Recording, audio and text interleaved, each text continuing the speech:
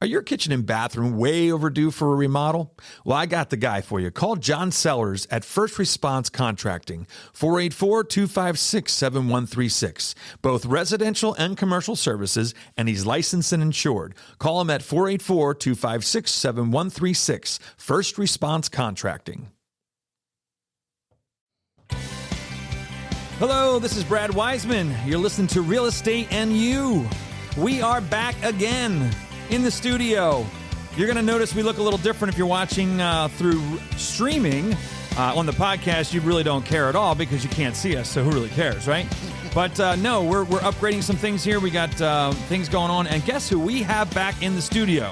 We have Justin Perella back here to talk about mortgages, and we're actually going to jump right into it. We're going to jump right into about first-time home buyers. Yeah. Or even second-time is okay, too. Yeah, it is. We'll work with anybody. Yeah.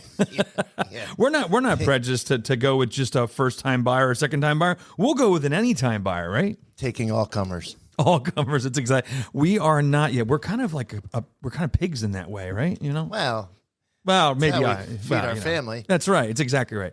So, so I wanted to bring you back in here like I always do every month just to find out what's going on. And if you are watching us on streaming, you're going to notice some differences in what you see. But as far as the podcast goes, we sound the same. Yep. And we're talking about the same kind of stuff. So we're going to talk about some real estate stuff here. So you had said that you wanted to jump into talking about first-time buyers. And like I said, and second-time buyers is fine too. But there's so much going on right now in the market.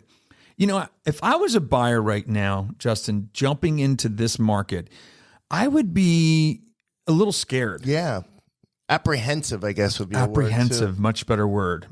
Apprehensive. But what I think the thing that they have to understand, everybody's going through this. Yeah. Yeah, you're not alone. It's frustrating, but you know, this gives you time to plan and make sure that you have all your ducks in a row. So this is why we're going to go over this, because if you are a first-time home buyer, the more prepared you can come into the situation, meaning with your credit score, your income, your down payment money, and be prepared to put in a couple offers, right? I mean, and that's what I was saying to you when we were preparing for this a little bit.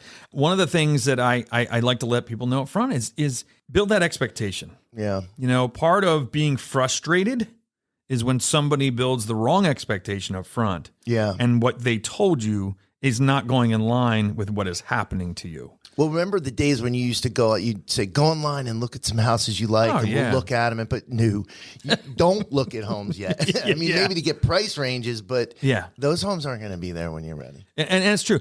It gives them an idea what they get for that value. Yep. You know, that's pricing, it makes them an educated buyer that way. But you're right. To think that you say, hey, well, let's go see that 2 weekends from now. No. Ain't going to happen. No. It's not going to be around. So people just have to get used to that a little bit. Yeah. But I think also letting them know, almost every buyer I work with right now, Justin, it's 3 or 4 offers. And you know that. You're doing numbers for me 3 and 4 times.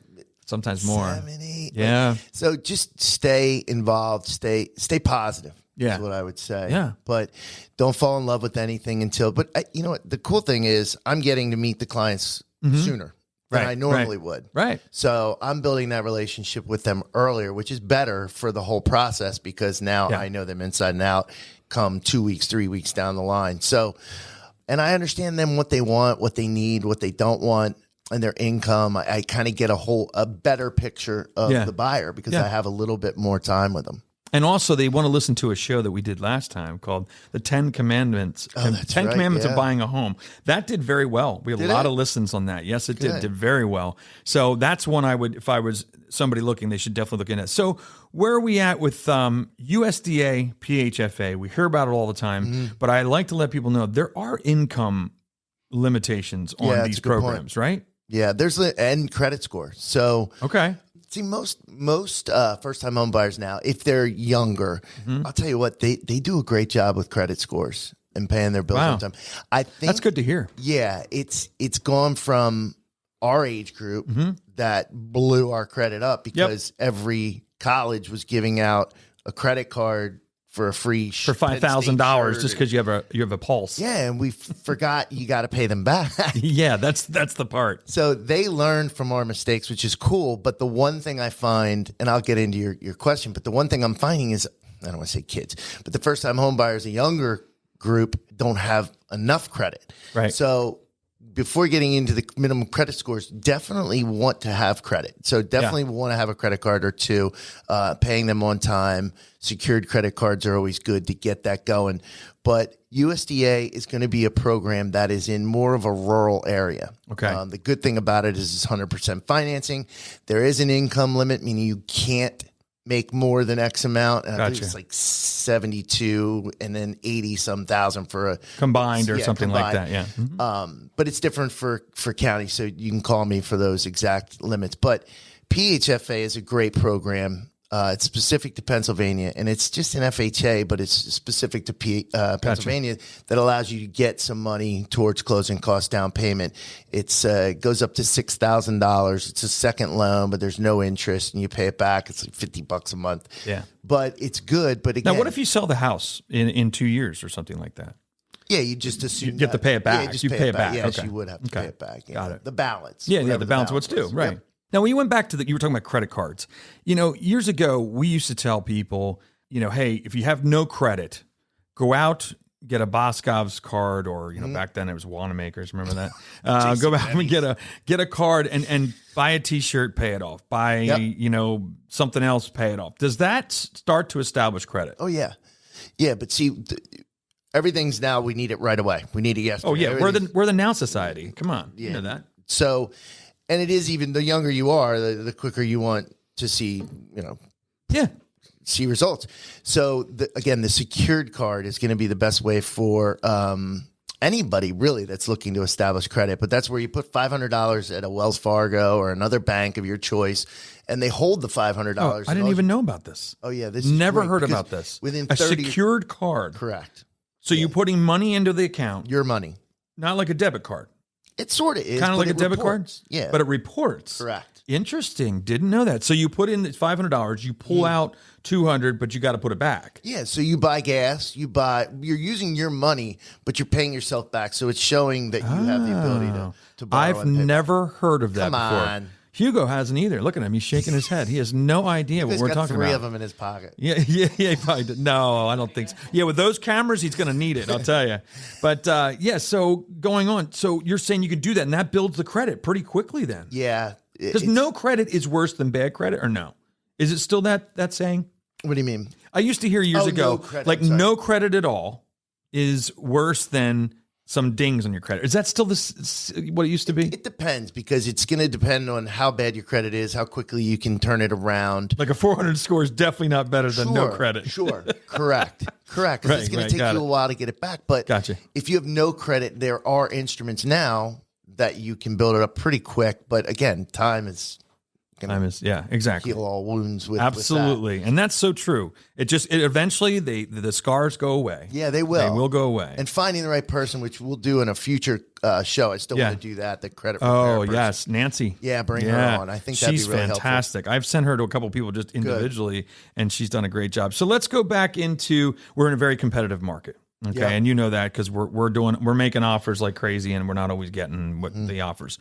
One of the things that we talked about before is don't keep secrets from you about money that you have, about relationships with your parents that maybe they can give a little gift. Bingo, yeah. Isn't that something that they have to tell us these things? Well, I'm starting to ask, because let's say you have $15,000 towards your purchase. No, let's go $20,000, but you need $15,000 total cash to close. I would now, instead of telling people to put more down, I would tell them to keep that $5,000 just in case you get into an escalation or you got to pay. Because what's happening is the appraisals are coming back sometimes a little low. I agree with you. And you got to put some cash in. Now, hopefully it is only $5,000. Yeah, that'd be a dream. But it's so funny you say it. I'm just thinking this now. What you put down, if you're very well qualified, the seller is not as concerned with as their net. Oh my God! Yeah. Think about it. So, like you just said, let's just say that the appraisal's off by $5,000. They'd rather see you pay the $5,000 to make up the difference than put $5,000 more down. Correct. Right? I mean, because it's more net in their pocket. That's what they're looking for. Yeah. And at the end of the day, 3% is the minimum for most first-time home buyers, and that depends on your score. But again, like you said, 3% or 5%. Yeah. I'm keeping that 2%. As emergency, just in case I got to put more money. Absolutely. Absolutely. Got a question for you now too. Sure. And this is a very slippery slope here, but I'm gonna go there. Can the buyer pay the buyer agency fees? Yeah, but can they pay seller's closing costs? Yeah, I just hate to help the seller net more. Can they pay? They can pay transfer tax. We know that because we're doing that all the time. But can they pay other things? Well, can they do a seller? Can they do a seller crediting, or a buyer credit, or whatever you want to call it? Can I credit to the seller money like the seller does to me? No. Okay. No. Just asking. But transfers one we see a lot. I hate when he says no. I hate that. But transfers one we see a lot. But we've got to be able to show it on the HUD. So we've got to be able to show it on the closing cost. Gotcha. So gotcha. Those are kind of off the track. But okay, another question for you. I'm going to catch you off guard in all these now. This is going to be just firing questions. We didn't. You're like, hey, we did not plan this. FHA. There's peeling paint. Is the buyer allowed to go in and help paint? Yeah, I mean anybody can do it. Yeah, anybody can do it. Sure, as long as it passes one at the end. But here's the thing: we used to say, "Listen, you're going to go in and repair a home you don't own yet." Yeah, right. So that's the now we don't say that anymore. Now we're like, go repair the darn home. Somebody get out if there. you want a house, go do it. So peeling paint, railings, all that stuff. You can, I mean, if the seller is going to allow you into the property, and, right? Why not? Yeah. Okay. Just checking. These are good questions. Great good questions, right? Yeah. I love catching you right off the cuff too. It's kind of good that way. Yeah. You're like so much for being prepared for this damn thing. So the other thing I wanted to go through. So going with the USDA, what people have to realize, there's a geographic area. Yep. Going back to that, and you can go online, type in the address, and it will tell you. Right? Should, yeah. It should. Yep. It should. If you have the address correctly, it should tell you that hey, this is within that area. Places like Hamburg. Wilmersdorf, those places there, you really shouldn't have to be too concerned. They're in the area. They are. Yeah. They are. And it's a great program, especially if you want program. Acreage. Like typically these properties come with a little bit more of a lot size. Yeah, exactly. So that's cool. So PHFA we talked about. This is the one thing that we discussed last time is if you're in the price range, if you're telling them you can buy a property for $200,000. They go out looking for houses at $200,000. Now they're maxed out at $200,000. They realize that in this market, you've got to go over full price. Yep. So what happens then? You start at 180 is what happens then. I knew you were going to say that. You need to back it up is what you need to do, right? I have that now. I have a couple clients that are at the top of their list. I actually, they almost have to find out on their own. Do you notice that? Yeah. Sometimes I think people need to experience what we're talking about. Because they know what we're saying is probably true, but they're like, you know what? My mom and dad are still saying that doesn't sound right. Yeah. And then they put a couple offers in, and then they realize that, hey, if we're at 200,000, we'll keep in mind taxes too. I have a client now that I approved him for X amount at this rate, and then he found this awesome house and he loves it, but in Antietam, Antietam taxes are crazy. Yeah, the taxes put him out of his X amount he could. So being at that top today is not a really good idea. No, so if you're approved if you're approved for 200, you really should be looking at 180. Yeah, just in case. I mean, gives if you room. Property comes up that's 195 and you can do an escalation up to 200, that's fine. But if you're a hard stop at 200, it's. Or once again, mom and dad might have some money. True. Mom and dads hate this show, by the way. They absolutely hate this. Remember, first-time home buyers, gift money is allowed. How about lottery money? What if they win the lottery? Can they use that? As long as we can trace it. Yeah, trace right, it right. What if Hugo gave me $10,000? Not a relative. Can't do it. He's not a relative. Maybe. He kind of looks like me. Don't you think so? Hugo Weisman. Hugo Weisman. That sounds. Boy, does that sound funny, huh? It'd be a married name. It'd be a married name. Now, one other thing though, just for first-time home buyers, if you're working with a lender, make sure that they go to bat for you in two ways. The pre-approval, there's ways that they can, I don't want to say alter it, but they can enhance it. So what I'll do is our pre-approval comes with a list of conditions that you need, W-2s, tax returns. If I've already got these conditions, I am taking them off and I am making a note to the seller and the selling agent that I'm taking them off. So I already have them. So they're more qualified than just somebody up the street that has a great credit score and I've checked their income. They're almost to the point where we have a commitment. Yeah.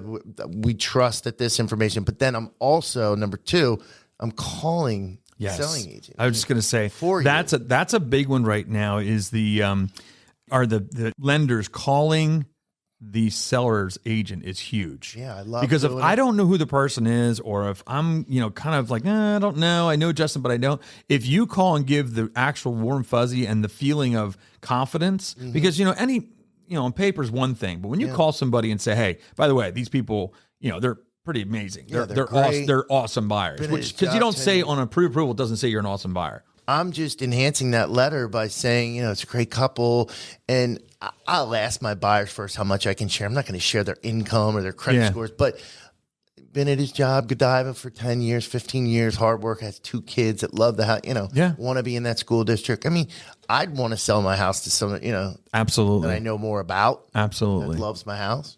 Very good. Very good. Anything else you want to say before we wrap this up? Only that I see that my competition at the podcast is getting more fierce.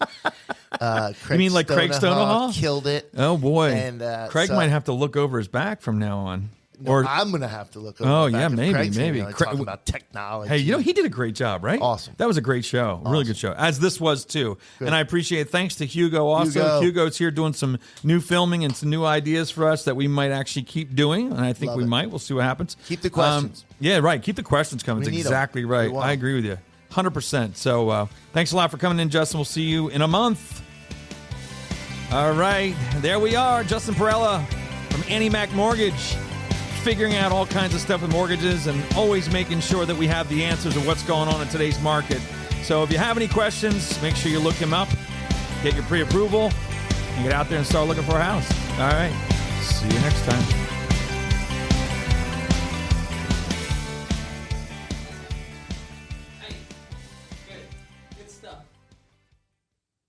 Are your kitchen and bathroom remodels a little overdue? Well, now's your chance to call First Response Contracting. John Sellers will take care of you. 484-256-7136. They do residential and commercial, and they're licensed and insured. Give them a call at 484-256-7136.